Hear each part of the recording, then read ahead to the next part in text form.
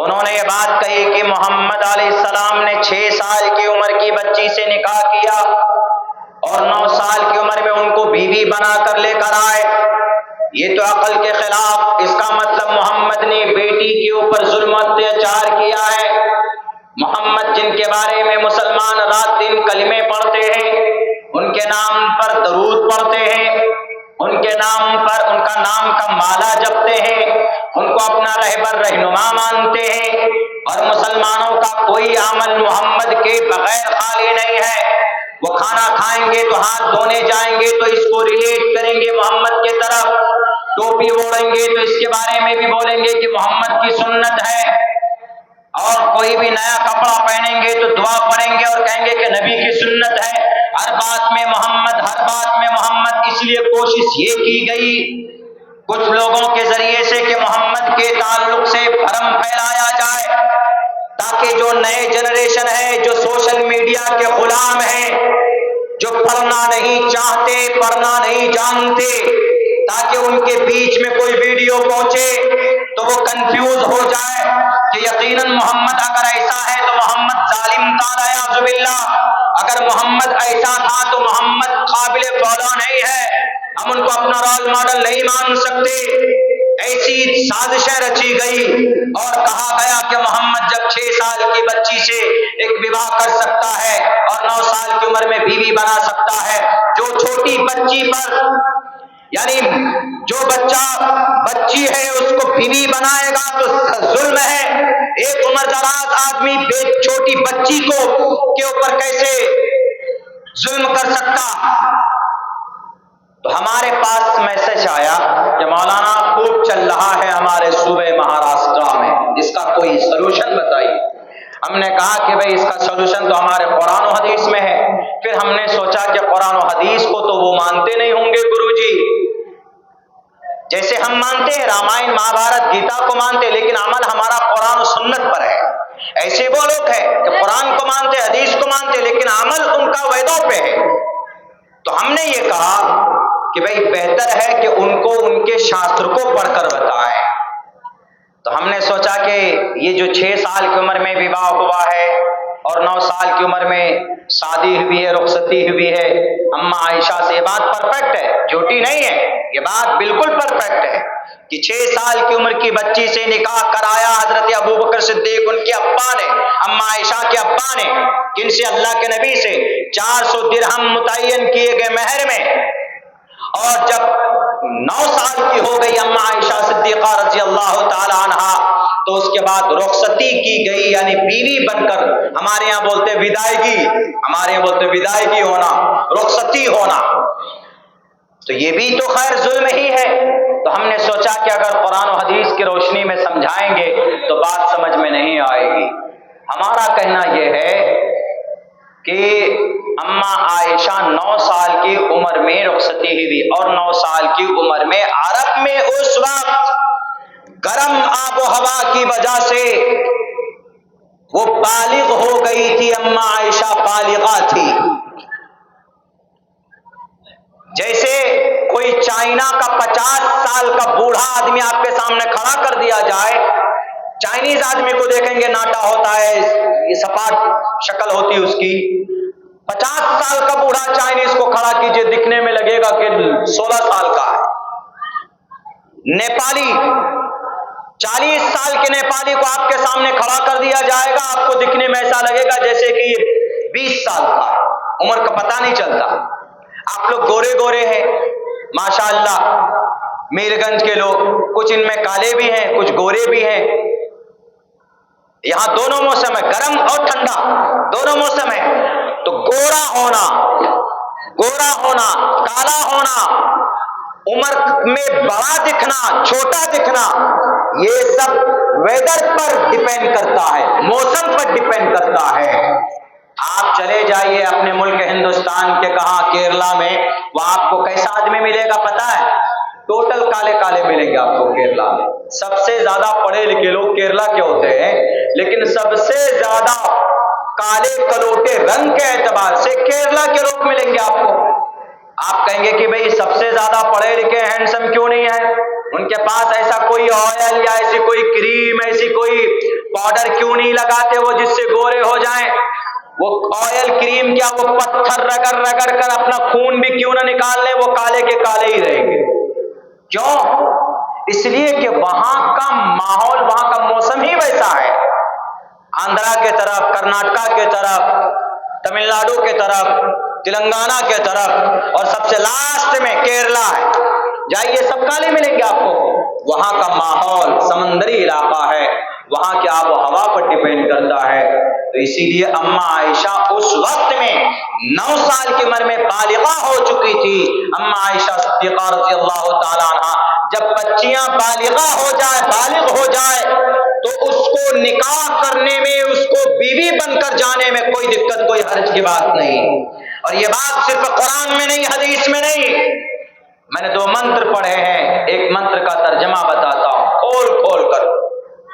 त्रिशदशो दशवर्षा, त्रिशदशो, त्रि माने 3, त्रिशदशो दशवर्षा, 30 वर्ष का मर्द, दशवर्षा 10 वर्ष की लड़की से विवाह कर सकता है। महाभारत का मंत्र है। और आगे देखिए,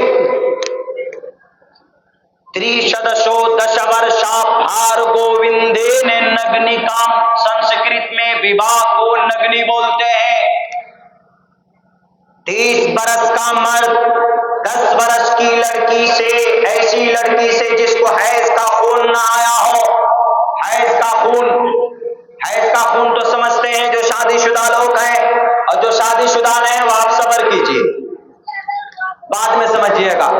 तो औरत को, जब औरत बालिग हो जाती है, बुलूगत को पहुंच जाती है, तो उसका खून आता महीने में, उसी को हैज का खून बोलते हैं, उसको एमसी बोल देते हैं शॉर्टकट में, उसको माहवारी भी बोल देते हैं। यानी उसमें हमारे इस्लाम में तो उसके बगैर शादी नहीं है, यानी वो एक बालिग होने की अलामत है, महीने में खून आना।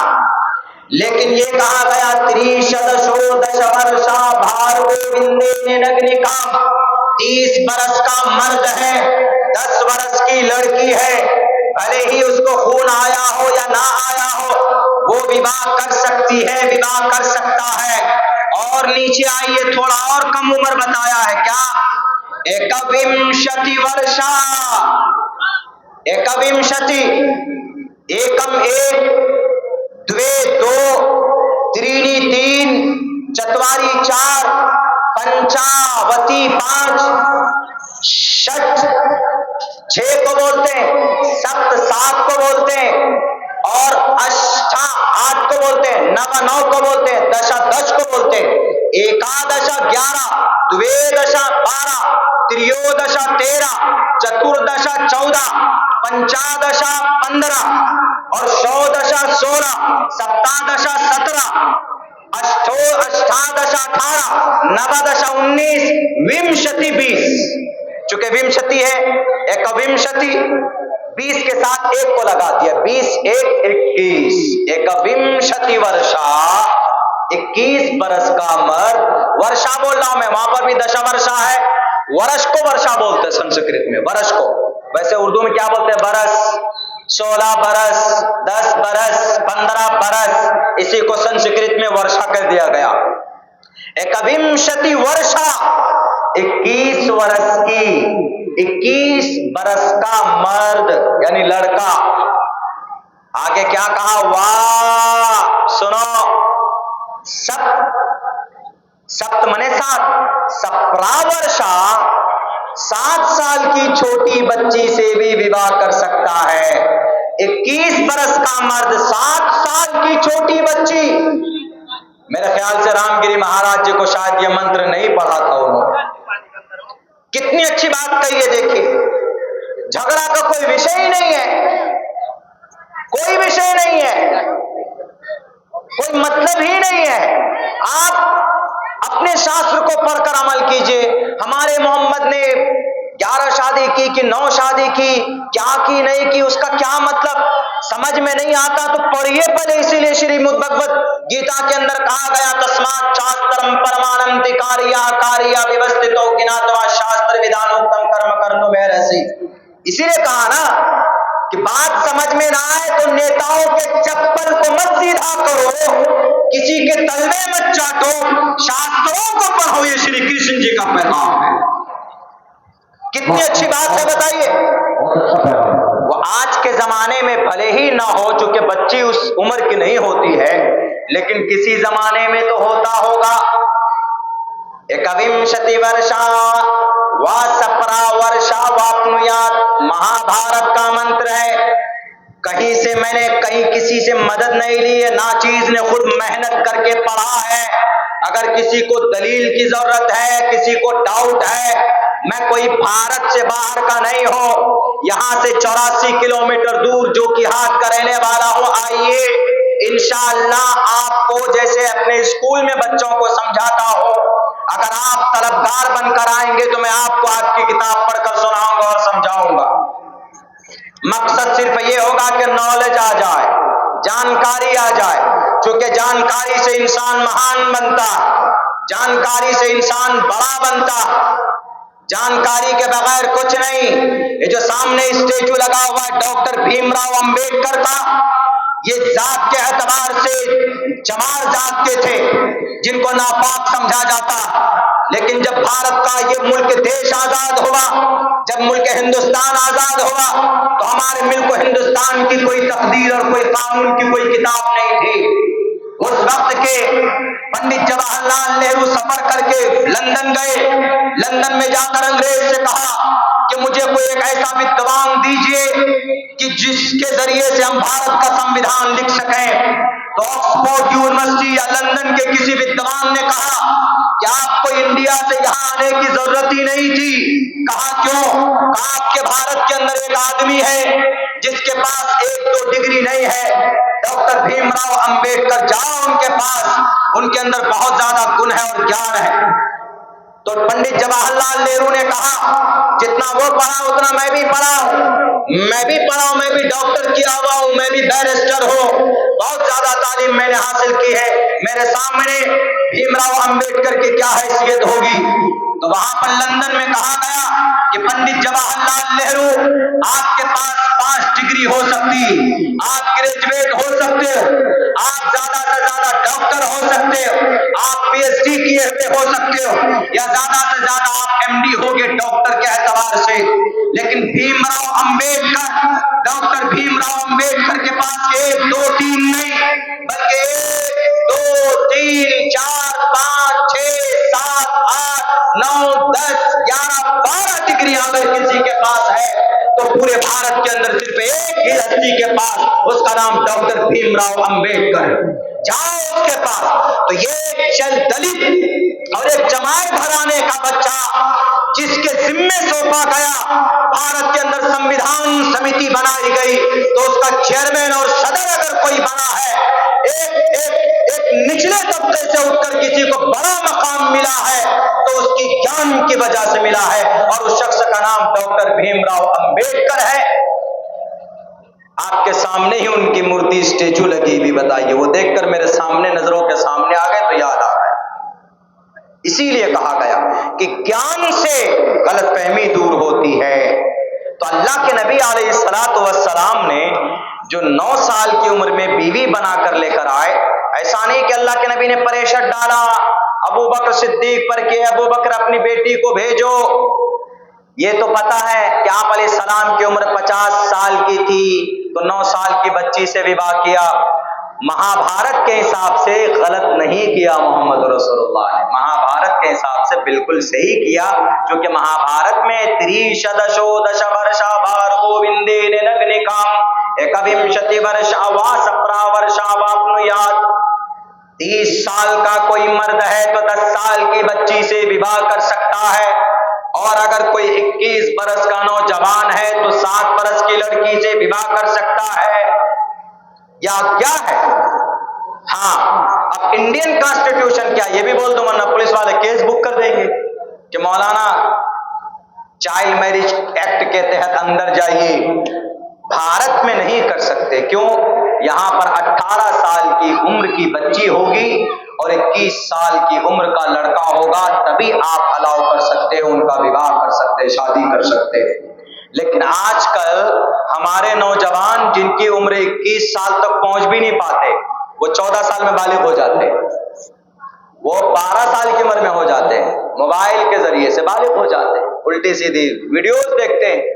बहुत सारे ऐसे सेक्स के पैटर्न होते हैं, उसमें मटेरियल होती है कि बस लड़का माँ को कहता शादी करा दो, नहीं तो किसी के साथ रफू चक्कर हो जाता है, गर्लफ्रेंड बनाता है, भाग जाता है, ना माँ ना बाप ना दादा ना दादी, और ऐसा भूत सवार होता है, ऐसा भूत सवार होता है कि अगर थाने वाने के चक्कर में आ जाए, कोर्ट वोट के चक्कर में, तो वो लड़का और लड़की दोनों कहती कि तुम लोग कुछ भी नहीं हो, हमारे सामने यही हमारा राजकुमार है। 1 महीने के बाद पता चला कि वो राजकुमार शोके कुमार में बदल जाता है, फिर उसी से पीछा छुड़ाने के चक्कर में लग जाते हैं। क्यों? वो एक नशा होता है, वो एक सेक्स का नशा होता है, वो एक शहवानी कुव्वत जब गालिब आती है ना, तो फिर वो आदमी दीवाना हो जाता है कि किसी तरीके पर हमको कोई औरत से दोस्ती हो जाए, वो अपनी उस हवस को मिटाना चाहता है।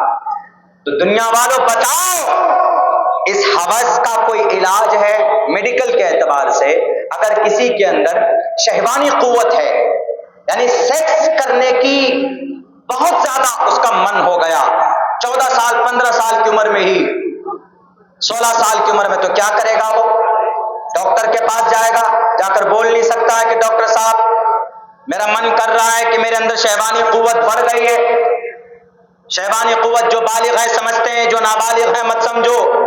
शहवानी कुव्वत यानी जिसको सेक्सुअल डिजायर बोलते हैं, दुनिया के अंदर कोई दवाई ऐसी नहीं बनी है जो आपके इस शहवानी कुव्वत को कम सके, कोई दवाई नहीं बनी। मुझे दिखा दीजिए, मैं तो पिछले 1.5 महीने से तहकीक कर रहा हूं, मुझे नहीं मिली।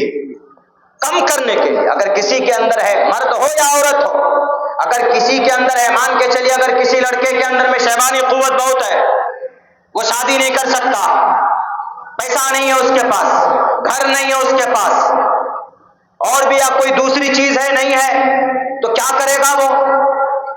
या तो वो जिना करेगा, अपने दोस्तों के साथ शराब पिएगा, डॉक्टर अहाना की तरह उसका रेप करेगा, बलात्कार करेगा, या अगर कोई दवाई होती तो दवाई खाकर अपनी उस ताकत को कम करता, लेकिन दवाई तो बनी नहीं। हाँ, किसी में वो ताकत नहीं है, सेक्स करने की या शहवानी कुव्वत नहीं है, कम है, उसको बढ़ाने के लिए टैबलेट तो है, उसको बढ़ाने के लिए जड़ी बूटी है, उसको बढ़ाने के लिए और भी बहुत सारी चीजें हैं मार्केट में। आप में अगर शहवानी कुव्वत बढ़ाना हो तो किसी हकीम के पास जाइए तो इतनी सारी दवाई का नाश्ता दे देगा आपको, किलो खाओ, रात दिन सुबह शाम खाओ और अपनी ताकत बढ़ाओ। बढ़ाने की ताकत है, घटाने की नहीं है। बढ़ाने की ताकत नहीं मिल जाएगी, किसी मेडिकल स्टोर पे जाएंगे, आप कहेंगे कि हमको फला टैबलेट चाहिए, दे देगा आपको, लेकिन कहेंगे कि घटाने की टैबलेट तो नहीं है। घटाने का इलाज अगर कहीं पर आपको मिल सकता है तो जनाब मोहम्मद रसूलुल्लाह सल्लल्लाहु अलैहि वसल्लम की जिंदगी में आप अलैहिस्सलाम का एक कौल है, वहां मिल सकता है।